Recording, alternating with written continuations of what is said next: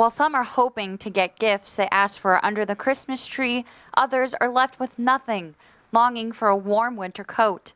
The cold weather is here in Pennsylvania and has also made its way down south. Honestly, it all started with, I don't know, like 10 people giving me a decent amount of money to buy an RV, which is what I really wanted to do. And then I was watching some of the stuff on the internet and on Facebook, and people were freezing, and then they were saying they needed coats. So I thought, well, if we're going that way, we might as well take the coats along. So that's what we did. The old Lycoming Township Volunteer Fire Company fire hall is filled with tables full of winter coats.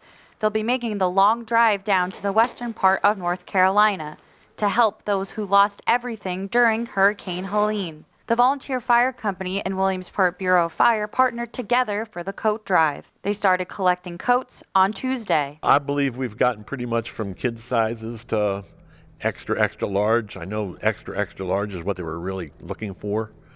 So hopefully there's some of them here. You guys want them over there? Organizers say the busiest day for coat donations was on Wednesday. I was here off and on yesterday. The first day we got quite a few in at first, and then it slowed down, but yesterday they got quite a few, so we'll see what today brings. Richard Strauss, the coat coordinator of the North Carolina Coat Drive, tells us he can't thank the community enough for coming to help those in need. The stuff that I've seen and heard is, a lot of them lost everything down there, and so they don't have anything at all. And I know, in the western part it does get cold, they still get snow and stuff. That should be Sheldon, that's it for mediums, I think. Volunteers are planning to take the coats down to North Carolina on Monday, December 16th.